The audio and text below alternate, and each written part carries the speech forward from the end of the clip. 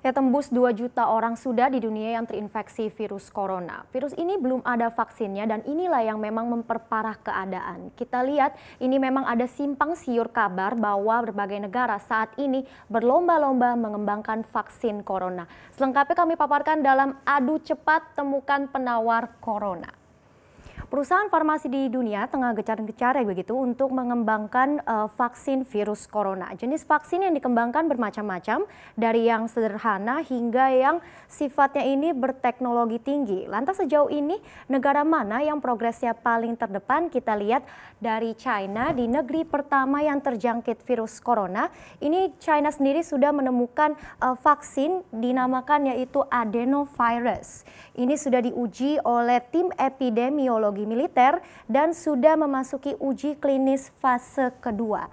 Bahkan WHO mengatakan ini adalah pengembangan vaksin corona pertama di dunia yang telah memasuki fase kedua. Kita tahu juga bahwa saat ini China memang sudah dalam masa pemulihan dengan jumlah pengurangan kasus infeksi corona secara signifikan ini sudah berkurang dalam perharinya. Sementara kita ke Amerika Serikat, meskipun memang jumlah terinfeksi corona di sana saat ini menjadi yang tertinggi di dunia, negeri Paman Sam juga sedang mempercepat penemuan vaksin yang dinamakan mRNA 1273. Vaksin ini diproduksi oleh perusahaan farmasi Amerika Serikat yang bernama Moderna. Nah, berbeda dengan China, vaksin ini masih dalam proses uji klinis tahap pertama. Di samping itu, ada pula kandidat vaksin asal negara lain yang juga dikabarkan baru akan uji klinis tahap pertama ini paling cepat bulan Mei. Jadi dari segi kecepatan, penemuan vaksin oleh China dan Amerika Serikat menjadi yang terdulu. Bahkan dalam beberapa bulan ke depan, kedua negara ini berencana untuk membangun fasilitas produksi vaksin. Selain vaksin, kita juga sepakat obat-obatan juga diperlukan bagi pasien untuk sembuh. Kita akan lihat di slide berikutnya. Nah, dalam kasus pandemi seperti ini, vaksin dan obat sama-sama penting. Maka itu perusahaan farmasi di dunia ini bekerja sama untuk menggarap proyek pengembangan obat-obatan antivirus untuk virus corona. Obatnya macam-macam, ada yang untuk antibodi dan lain sebagainya. Nah, walaupun saat ini sudah ada beberapa jenis obat yang digunakan, namun obat yang dipakai ada yang responnya itu baik, ada juga yang tidak ada dampaknya. Kita lihat contoh obat COVID-19 yang dinilai paling efektif di beberapa negara. Ada Amerika Serikat yang menggunakan obat remdesivir.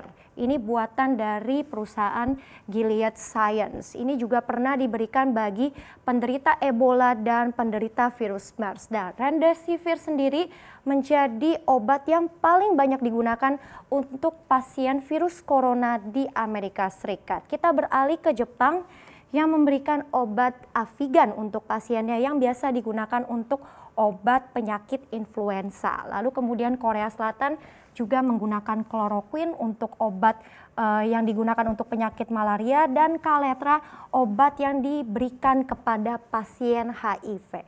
Selanjutnya kita juga akan mencermati bagaimana dengan Indonesia sendiri, apa saja perkembangan perusahaan farmasi dalam negeri untuk menangkal virus COVID-19. PT Bio Farma misalnya dikabarkan akan memproduksi obat COVID-19 berjenis oseltamivir yang bahan bakunya ini diimpor dari India dengan jumlah yang akan diproduksi sebanyak 500.000 tablet. Sementara itu ada juga PT Dexa Medica dan PT Kalbe Farma. Keduanya dilaporkan akan melakukan proses pembuatan obat COVID-19 dalam waktu dekat. Sebagai informasi juga untuk Anda, perusahaan farmasi Indonesia berikut ini turut berkolaborasi dengan pihak luar negeri. Dan yang terbaru ini kita dapat update, rencananya PT Bio Farma akan bekerja sama dengan lembaga kesehatan milik Bill Gates dan akan mengembangkan vaksin COVID-19. Nah, tapi proses produksi vaksin ini diprediksi oleh pihaknya dapat digunakan masyarakat dalam waktu 2-3 tahun mendatang. Kedengarannya memang masih lama ya, tetapi ini sudah terbilang cepat karena prosedur proses ini adalah prosedur emergency policy, di mana proses pembuatannya ini akan dikebut dari biasanya. Berikutnya kita lihat sekalipun memang ada vaksin dan obat yang berhasil dikembangkan, tetapi masih ada tantangannya. Apa saja tantangannya yang nanti akan dihadapi? Ini memang sifatnya beragam dari sisi teknis misalnya dan juga dari sisi sosial ekonomi. Dari aspek teknis dulu, tantangannya adalah bagaimana kita ini melihat produksi vaksin atau obat dalam skala besar.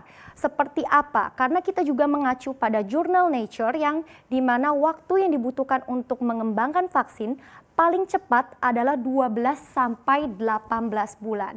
Jadi begitu adanya kemungkinan besar apabila vaksin ini baru ditemukan ketika pandemi sudah reda. Tetapi bukan berarti pengembangan vaksin ini jadi sia-sia saja karena vaksin tetap saja dibutuhkan jika virus COVID-19 ini ingin hilang secara total. Kita lihat ke tantangan selanjutnya, kelangkaan bahan baku misalnya seperti contoh jenis vaksin jika dikembangkan berteknologi canggih misalnya adalah vaksin untuk sekelas protein rekombinan atau subunit ini tidak bisa langsung diberikan ke pasien karena hasil riset tim medis dunia mengatakan vaksin itu harus diberikan bersama dengan adjuvan agar bisa lebih efektif untuk pasien. Nah, tetapi terkait dengan kapasitas produksi juga ini adalah pertanyaan selanjutnya, bagaimana jumlah produksi vaksin nantinya? Apakah cukup untuk semua orang yang nanti akan membutuhkan? Apalagi jika kita berbicara ya untuk seluruh masyarakat dunia tentunya nanti juga perlu yang dilakukan namanya program imunisasi global. Nah, masalahnya adalah bagaimana pemerintah di dunia ini menghindari ketimpangan sosial bagi distribusi vaksin dan obat tersebut untuk seluruh negara. Karena kita masih tahu ini banyak sekali negara dengan kondisi kesehatan yang buruk. Sehingga negara-negara itulah yang diprediksi akan susah sekali mendapatkan akses dari vaksin dan obat itu. Jadi ada pepatah yang bilang di setiap keberhasilan tetap saja muncul yang namanya tantangan. Kita terus optimis saja penawar virus COVID-19 segera ditemukan agar pandemi ini cepat sirna.